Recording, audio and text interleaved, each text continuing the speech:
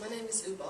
I'm 24 years old and I was born in Somalia, but I came here at the age of 7. Could you tell me more about the Somalian war, please? It was in the early 90s and I'm not sure what year exactly, but I was 4 years old, 4 or 5. And what happened was there was a war between two tribes. So one tribe came into the city I was living in, and we just had gunshots and shootings and people screaming. And my mother at that time was 9 months pregnant with my little brother. And what happened was she was due any time, basically, so it was scary for us as well. My mom's sister and my mom's brother and my grandmother, my father's mother was with us. So it was me and my older brother, and he was 5 or 6 years old. So what happened was we had to go.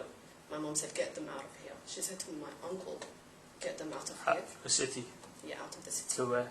To a farm, my grandfather's farm, which is outside the city we were living in. But that place was, nobody intruded over there at the moment. So for that moment, that was a safe place for us to be. So my uncle says, okay, I'll take them. And my mom stayed back with my auntie and my grandmother. They said they were going to come after us. So she was just concerned about our safety. So as we went, my uncle just, he picked me up, put me on his shoulder, and then my brother was running with us because we had to be very discreet. So as we were running, this man comes running with us. He had bullet chains around him. So he was just saying, oh, I'm fed up of this war, blah, blah, blah. You know, he was one of the people that lived in the city as well, but he was just carrying a gun for protection. So as we were running, these soldiers come running after us and they just start shooting. So it almost got us, but it got the man that was running with us, and then he just fell into pieces. Were the bullets aiming after you as well, or was it for? They were aiming at us as well, because the guys that the soldiers that came into our city were a different tribe. How close were they to shooting you? I'm not sure. Was there a big distance from where the soldiers were standing? Yeah. There was a big distance. Okay. Because when the guy got shot, we looked back, we didn't see who did the shooting. So it's either they could be hiding and aiming, so maybe they can see us but we couldn't see them. And then we ran, I screamed, and then they must have ran after us, and then we hid in a corner. But they didn't see the corner, so, you know, thanks to Allah, they just literally run past us. They didn't really see where we hid, they just ran past us. And my uncle held my mouth, because I was scared I was going to scream again. And they ran past us, and then we just got to the farm safely. And when we got there, my mom still didn't arrive. We were all worried about my mom, because she was pregnant and the war happening and everything was just too much. So I was crying. I remember sitting in a corner crying. My uncle telling me, don't worry, it will be fine. My brother's more braver than me. You know, he's acting brave, saying, when I grow up, I'm going to beat these people up, blah, blah. But he was obviously scared as well. And then my mom comes around 10 o'clock at night. They came. You know, they were tired. My sister and my mom's sister and my grandmother, Allah Rahman, they were the ones holding her side by side so she doesn't fall. She was crying. And then they were like, we all said to her, are you okay? Are you okay?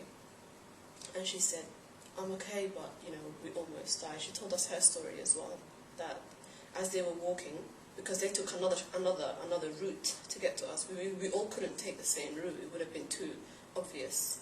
So they took another route. The route that they took, there was a soldier there from another tribe, from the other tribe that was having a war with my tribe. So he said, oh, right, you lot, I'm arresting you lot, you know, where you going, blah, blah. My grandmother's like, she's pregnant, you can't take us, you can't.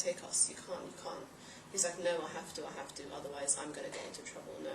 And then she just said, fear Allah. She said, my grandmother said that to him. She said, fear Allah, she's pregnant, what did she do wrong to you? What did we do wrong to you? And then he saw how the pain my mom was in, because she was getting the pregnancy pain. And then he just said, okay, he said, don't go that way. He said, go that way, because the soldiers are there. If you go that way, you're going to get caught, and I'm going to get killed for letting you not go, he said. So go that way. So you gave an alternative route for them to go? Yeah. What was the feeling, what was your emotions at the time? Your family as well, your uncle, the people of your tribe, how did they feel? we're basically, my family are all thankful that none of us got hurt, really. We were all lucky, to be honest. Especially me, I'm living this day to tell the story. You know, when I think about it, when I see on TV other wars that's happening, and so I just feel sorry for the little kids, because that was me. But I was more luckier than them, because I had my family, and they lost all their family. They don't have no one there for them, you know. There was people who lived in the city during the war. When it was happening, they locked themselves in their homes, because some people had a metal door. So no matter how hard you try and break it, they couldn't break the metal door. So people just locked themselves in the house, and some people were getting away. But my mom just felt it was too dangerous, because some people can jump in the house, jump through the house. So. How long after that did the war end? Did you go back to the city? Well, we had to go back to the city. I think it was a few months after that. A few months, so you stayed on that farm? Yeah. Okay. And was it safe to go back once the few months was over? Were people still scared in your city? Well, it was safe, because there was the soldiers from our city was the ones protecting the city, and there was more defense after that. So life continued as life just continued. People just continued their life. I think the older generation, I think they've got used to the war, so they're not really scared anymore. They're like, oh, another war. So they just go back, because that's the only place they have. That's the only place they can stay. There's nowhere else they can stay. There was a lot of stuff that went missing from the houses. Obviously, a lot of houses got robbed, you know.